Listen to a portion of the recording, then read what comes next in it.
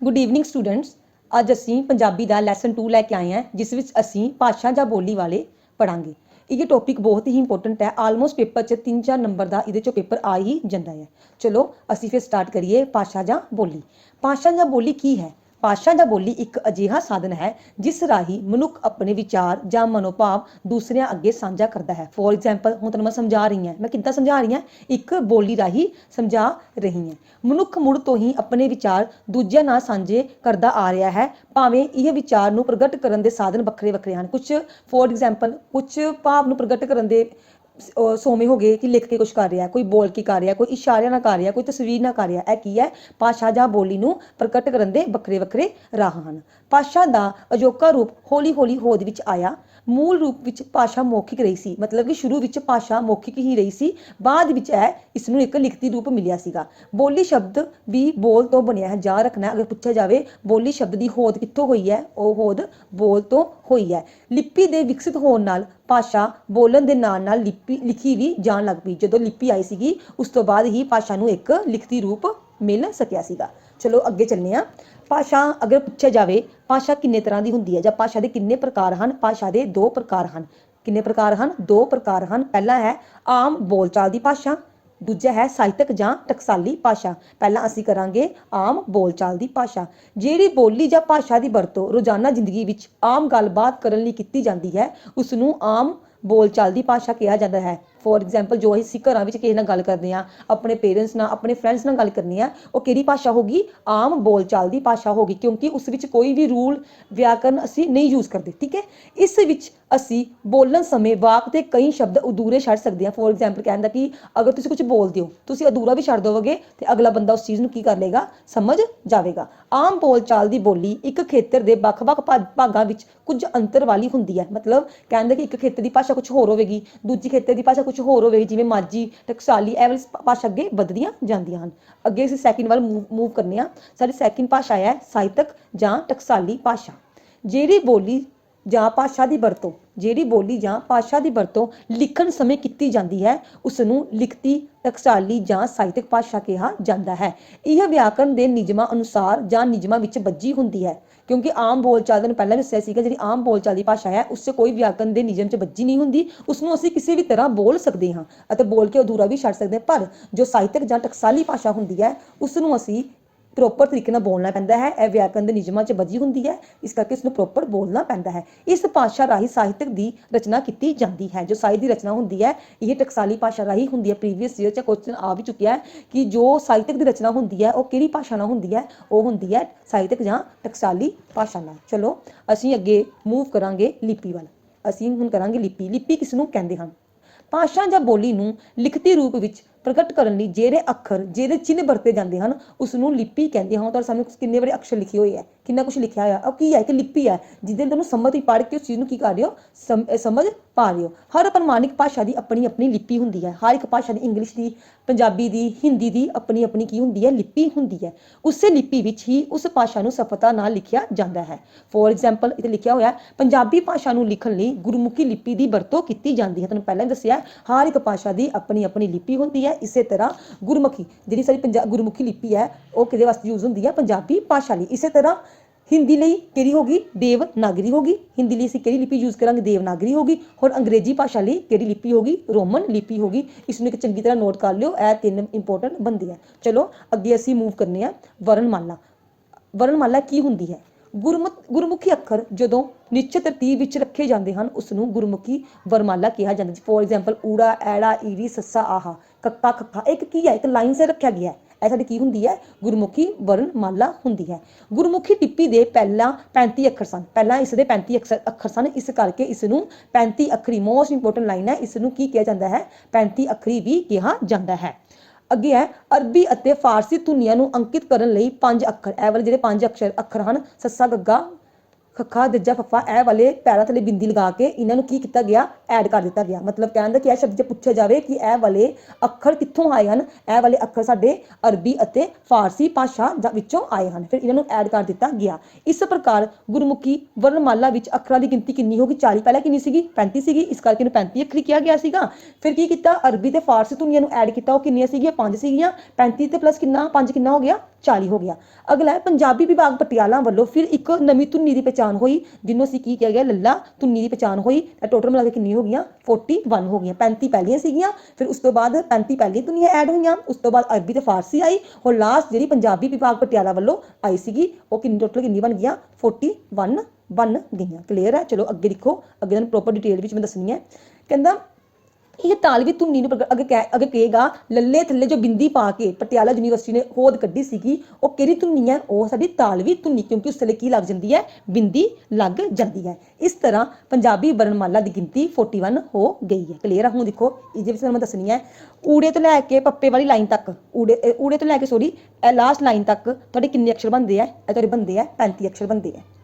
ਠੀਕ ਹੈ, ਇਹ ਤੁਹਾਡੇ 35 ਅਕਸ਼ਰ ਬਣ ਜਾਂਦੇ ਆ। ਫਿਰ ਉਸ ਤੋਂ ਬਾਅਦ ਇਹ ਲਾਸਟ ਵਾਲੀਆਂ ਜਿਹੜੀ ਜੁੜ ਗਈਆਂ, ਜਿਹੜੀ ਅਰਬੀ ਤੇ ਫਾਰਸੀ ਆਈਆਂ ਸੀਗੀਆਂ, ਠੀਕ ਹੈ, ਇਹ ਕਿੰਨੀ ਹੋ ਗਈ, 40 ਹੋ ਗਈਆਂ। ਹੋਰ ਲਾਸਟ ਜਿਹੜੀ ਪਟਿਆਲਾ ਯੂਨੀਵਰਸਿਟੀ ਨੇ ਕੱਢੀ ਸੀਗੀ, ਟੋਟਲ ਮਿਲਾ ਕੇ ਕਿੰਨੀ ਹੋ ਗਈਆਂ, 41 ਹੋ ਗਈਆਂ। ਕਲੀਅਰ ਹੈ। ਚਲੋ ਇਹਦੇ ਵਿੱਚ ਬੱਚੇ ਵਾਲਾ ਬਹੁਤ ਪੁੱਛ ਲੈਂਦੇ ਆ ਕਿ ਮੁੱਖ ਵਰਗ ਕਿਹੜਾ ਹੈ, ਜਿਹੜੇ ਪਹਿਲੇ 5 ਅਕਸ਼ਰ ਹੈ ਉਹ ਤੁਹਾਡੇ ਕੀ ਹੈ, ਮੁੱਖ ਵਰਗ ਹੈ। ਕੱਕਾ ਵਰਗ ਕਿਹੜਾ ਹੋਏਗਾ, ਜੇ ਜਿੱਥੋਂ ਕੱਕਾ ਕੱਖਾ ਕੱਗਾ ਇਹ ਵਾਲੇ ਵਰਡ ਸਟਾਰਟ ਹੋਣਗੇ। ਅੱਗੇ ਚੱਚਾ ਵਰਗ ਹੈ, ਟੈਂਕਾ ਵਰਗ ਹੈ, ਤੱਤਾ ਵਰਗ ਹੈ, ਠੀਕ ਹੈ, ਪੱਪਾ ਵਰਗ ਹੈ, ਠੀਕ ਹੈ। ਅੰਤਿਮ ਵਰਗ ਇਹ ਯਾਦ ਰੱਖਣਾ, ਅੰਤਿਮ ਵਰਗ ਇਹ ਸਾਰਾ ਜੋ ਲਾਸਟ ਖਤਮ ਹੁੰਦਾ ਹੈ ਉਹ ਕੀ ਹੈ, ਅੰਤਿਮ ਵਰਗ ਹੈ। ਠੀਕ ਹੈ। ਨਵੀਨ ਵਰਗ ਕਿਉਂ ਕਿਹਾ ਗਿਆ, ਕਿਉਂਕਿ ਇਹ 5 ਧੁਨੀਆਂ ਨੂੰ ਅਰਬੀ ਤੋਂ ਫਾਰਸੀ ਤੋਂ ਲਿਆ ਗਿਆ ਸੀਗਾ, ਇਸ ਕਰਕੇ ਇਹਨੂੰ ਕੀ ਕਿਹਾ ਗਿਆ, ਨਵੀਨ ਵਰਗ ਕਿਹਾ ਗਿਆ। ਹੋਰ ਯਾਦ ਰੱਖਣਾ, ਨਵੀਨ ਵਰਗ ਵਿੱਚ 6 ਸ਼ਾਮਿਲ ਸਾਡੀਆਂ ਹੋ ਜਾਂਦੀਆਂ ਹਨ, ਕਿਉਂਕਿ ਛੇਵੀਂ ਕਿਹੜੀ, ਲੱਲੇ ਸਿਆੜੀ, ਲੱਲੇ ਦੇ ਪੈਰਾਂ ਥੱਲੇ ਬਿੰਦੀ ਹੈ। ਚਲੋ ਅੱਗੇ ਚੱਲੀਏ।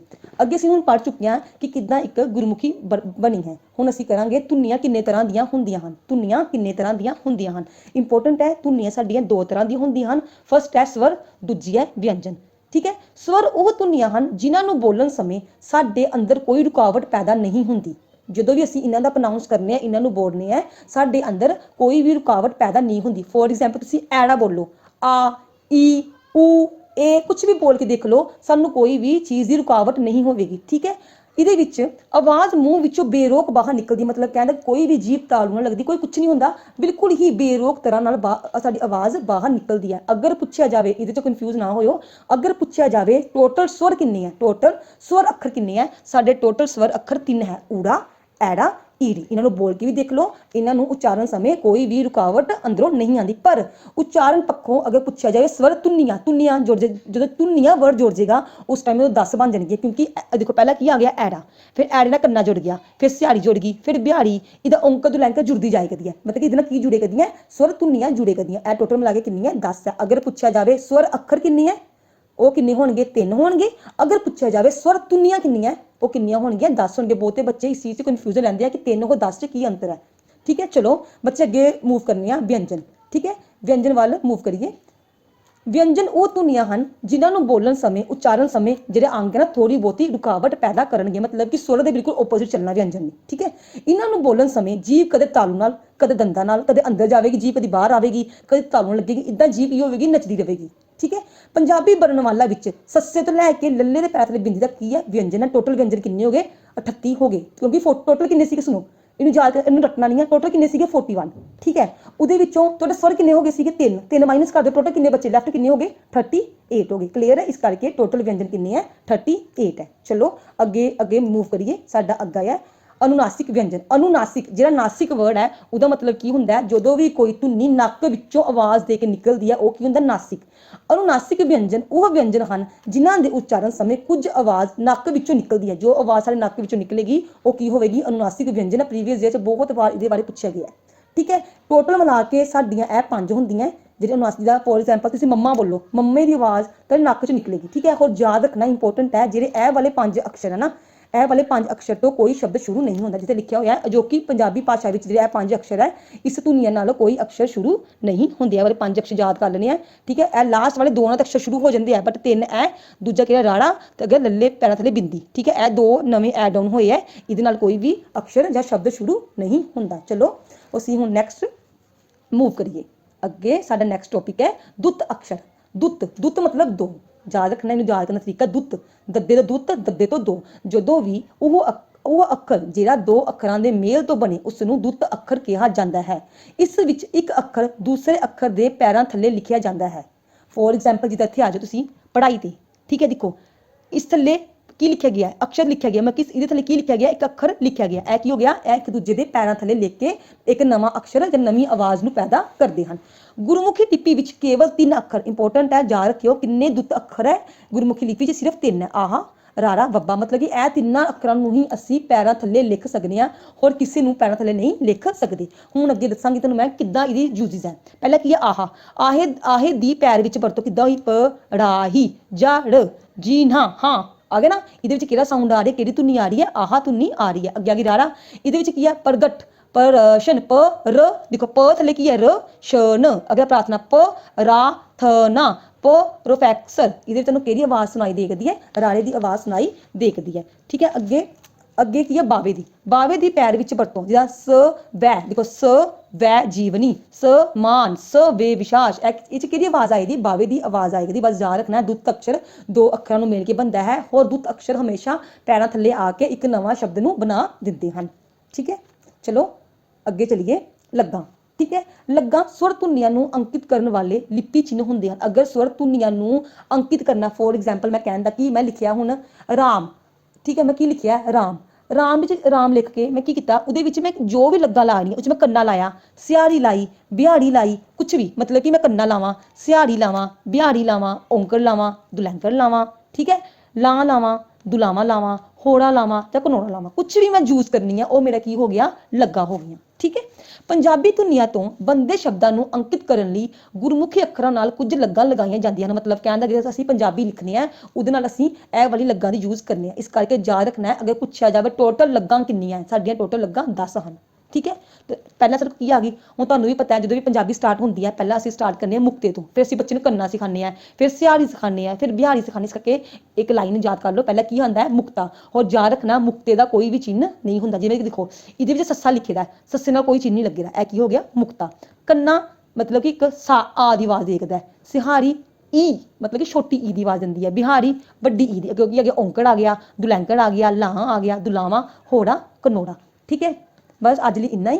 ਅੱਗੇ ਇਹਦੇ ਬਾਰੇ ਅਸੀਂ ਅਗਲੀ ਵੀਡੀਓ ਲੈ ਕੇ ਆਵਾਂਗੇ, ਜਿਹਦੇ ਵਿੱਚ ਅਸੀਂ ਪ੍ਰੋਪਰ ਲੱਗਾ ਬਾਰੇ ਡਿਟੇਲ ਵਿੱਚ ਪੜਾਂਗੇ ਕਿ ਮੁਕਤਾ ਕਿਹੜੀ ਆਵਾਜ਼ ਦਿੰਦਾ ਹੈ, ਕਿੱਥੇ ਕਿੱਥੇ ਲੱਗਦਾ ਹੈ, ਕੰਨਾ ਕਿਹੜੀ ਆਵਾਜ਼ ਦਿੰਦਾ ਹੈ, ਇਹਦੇ ਬਾਰੇ ਪੜਾਂਗੇ। ਅੱਜ ਲਈ ਸਾਡੇ ਲਈ ਇੰਨਾ ਹੀ, ਧੰਨਵਾਦ। ਵੀਡੀਓ ਨੂੰ ਵੱਧ ਤੋਂ ਵੱਧ ਲਾਈਕ ਔਰ ਸ਼ੇਅਰ ਕਰੋ, ਔਰ ਇਸੇ ਤਰ੍ਹਾਂ ਇਹਦੀ ਫਸਟ ਵੀਡੀਓ ਆਲਰੇਡੀ ਸਾਡੇ YouTube ਤੇ ਅਪਲੋਡ ਹੈ, ਪਹਿਲਾਂ ਉਹ ਦੇਖ ਲਓ, ਫਿਰ ਇਹ ਵਾਲੀ ਦੇਖਿਓ।